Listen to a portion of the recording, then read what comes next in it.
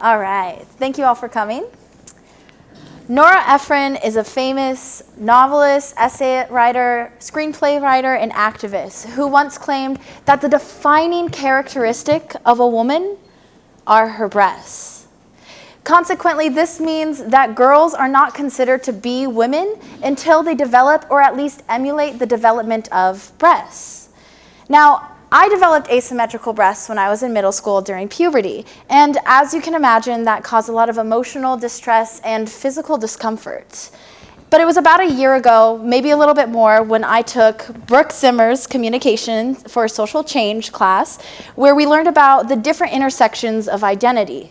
It really impacted my life. When we were learning about gender identity, I had this realization that the defining characteristic of my female identity is not my breasts. It was truly Brooke Zimmers, who is my mentor through this entire project, who helped me come to this realization through the multiple communication classes that I've taken with her at my Shoreline Community College education. And in fact, she was one of the first teachers I had within the GIG program. And her and Pam Erickson not only taught me how to be a college student, but they also taught me how to combine two completely different disciplines and apply them to my life. So the honors research program offered an opportunity for me to practice this while using and pulling from different educational perspectives in order to pursue a project that personally affects my life. So in my research, I focus specifically on women who develop natural asymmetrical breasts, but it's important to remember that a woman may become asymmetrical at any point of her life after breastfeeding, receiving a mastectomy, lumpectomy, or having a serious injury, or even just good old age. So it's important to remember that the concepts we're talking about apply to all women as well. Today we're going to look at some different anthropological theories as to why we have breasts, the research that's currently available about breasts relating to asymmetry, and some communication theories to better understand our identities and how they intersect with ourselves. Lastly, we'll talk about what needs to be accomplished. But overall, what I found is that asymmetrical breasts are extremely common. However, there's an extreme lack of research that focuses on this topic, and there's also not a positive community that allows people to express or explore this identity. So let's begin by looking at some of the different anthropological theories. There's two different approaches when we address evolution. That's natural selection and sexual selection. Today I'm going to share one example from each perspective just because I'm limited on time. So for sexual selection, that's the idea that we develop traits in order to attract a mate of the opposite sex. Desmond Morris is an anthropologist who put forward the hypothesis that when humans adapted to bipedalism, which is walking upright on 2 feet, females developed breasts in order to emulate the genital display of the buttocks region. We see this as a very common practice within old world monkeys in other countries today. Natural selection, on the other hand, is when traits or genes are favored through the evolutionary process in order to ensure the survival of that species. So another anthropologist, Frances Mariska Lees, put forward the hypothesis that women's breasts are just fatty deposits. So as we lost all of our fur, that meant that we needed to develop more fat. And so there's a lot of estrogen-sensitive cells around the nipple area. And so that helped women not only store energy, but also keep warm during the colder seasons. But it seems to me that the sexual selection is actually a communicative reaction to the natural traits that would have developed regardless of whether they were sexually attractive or not.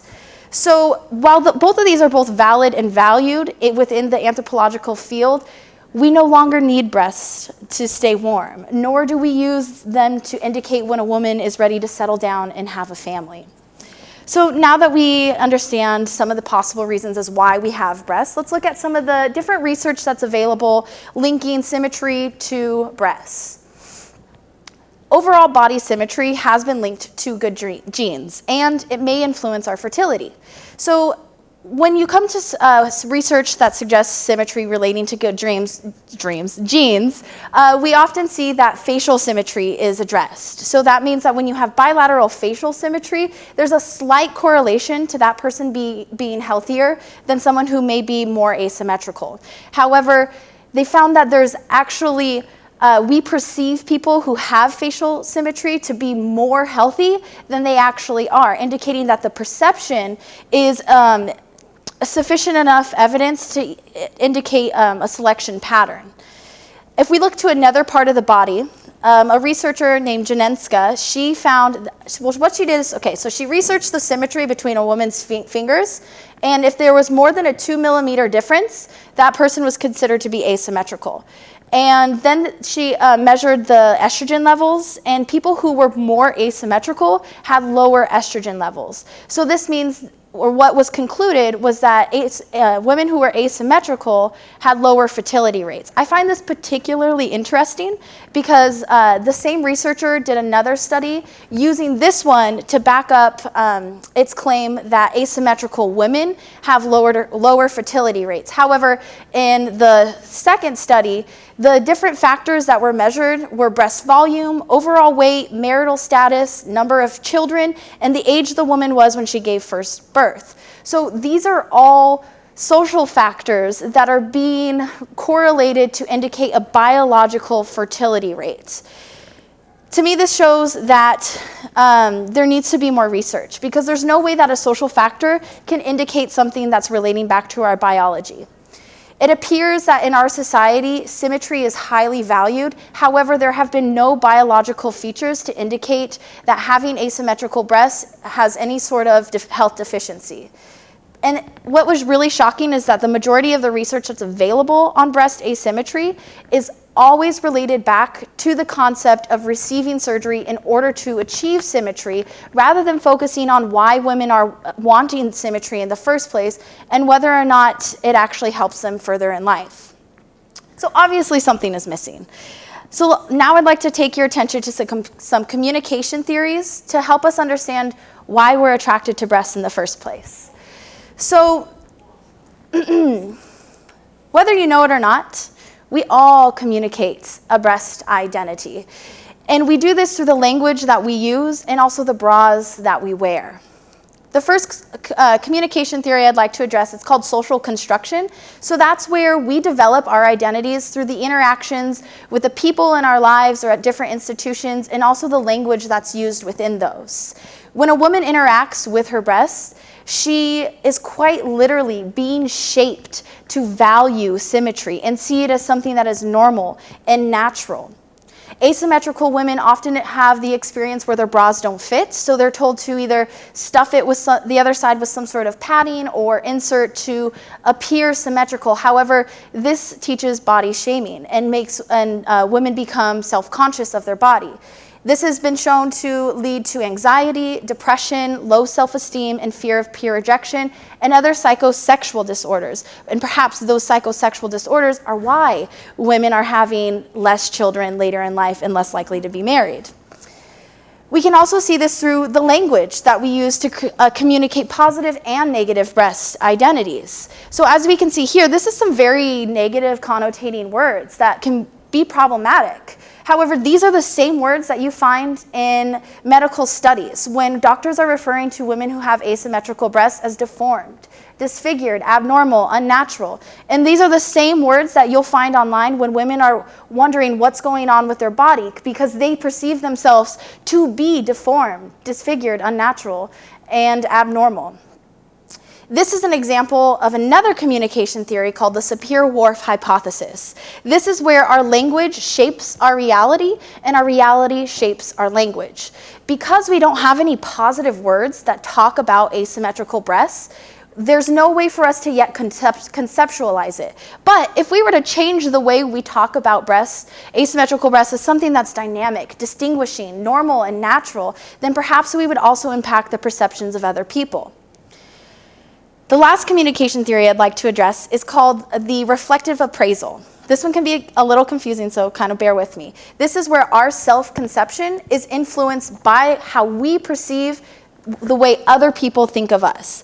Brooke Zimmer summarized this great in class a few weeks ago, where it's, I am who I think you think I am. So if we were to change the language that we use to talk about people who have asymmetrical breasts, if I think that you think I'm abnormal or disfigured or deformed, I think I am that as well. But if we change it to something that's more positive, we may be able to see an impact on our overall perceptions of ourself.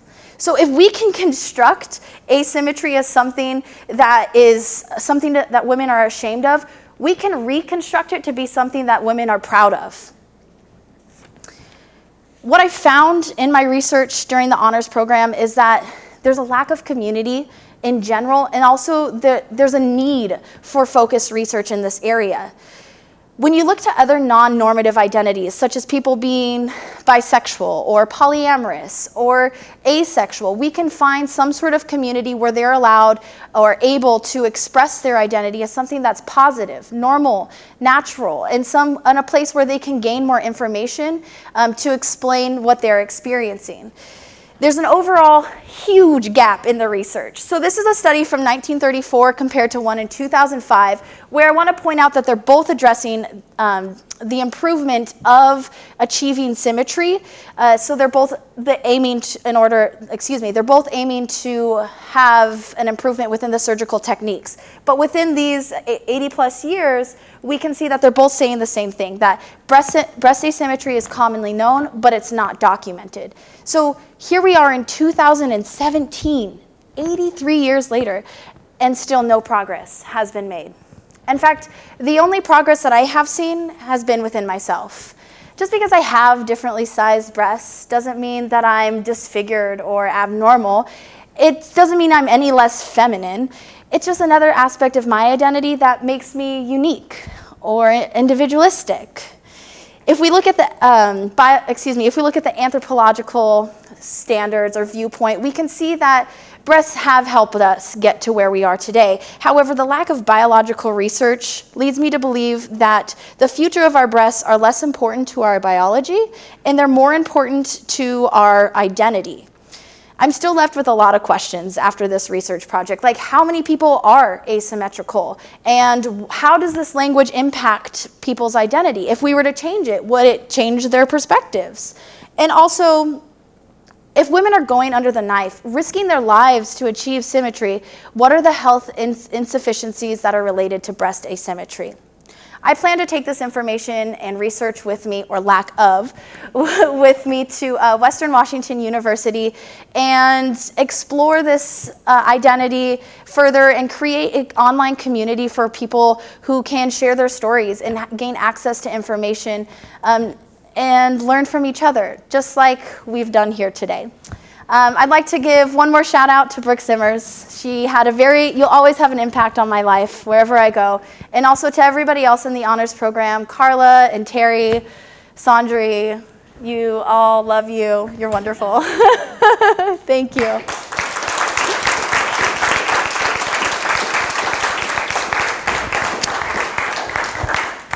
Any questions? Any? Yeah.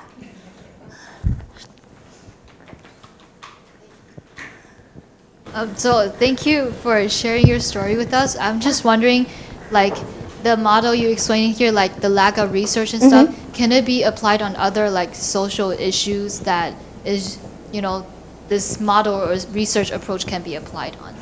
I'm sure if you dive deep enough. For me, when I was researching, like I said, most of the research that is available indicates that people are concerned about achieving symmetry, but they're not worried about why or the impacts that asymmetry has on a person. So I don't know if that's applicable to any other type of social issue, just because this is the one that I chose to research. And also if you look online, I think it was, if you just do a Google search, there's only 1 out of 20 of the articles that pop up that even refer to it as something that's okay.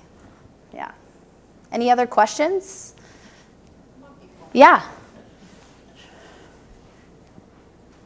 Don't be afraid. It's great. I love to talk about this. It's possible I just missed it, but I was hoping you could define like what makes medically asymmetrical? Like what has to be the difference? That's a really great question. I came across a few different types of definitions, but I guess you could say medically, well, for one, in case anybody didn't know in here, almost every single woman has asymmetrical breasts in some way. They're sisters, not twins.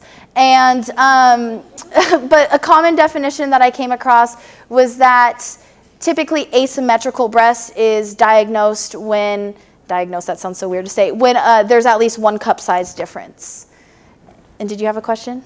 I was wondering if you ran across other types of asymmetries that also have an impact on identity formation and that can be talked about kind of in a similar fashion. Yeah, I love that question. My overall goal is to address breast asymmetry as just another aspect of our identity. So the breasts are communicated and talked about in a variety of different ways. And I actually found research that shows that people make assumptions about women based on the size of their breasts.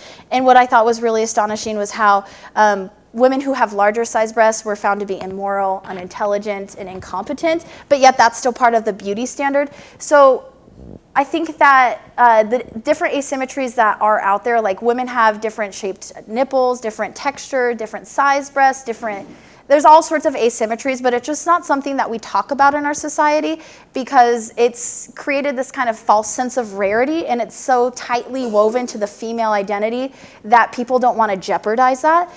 So I think that the best thing that we can do is really talk about our breasts as a different part of our identity, unrelated to the female identity. So we're out of time for questions. Thank you. Good job.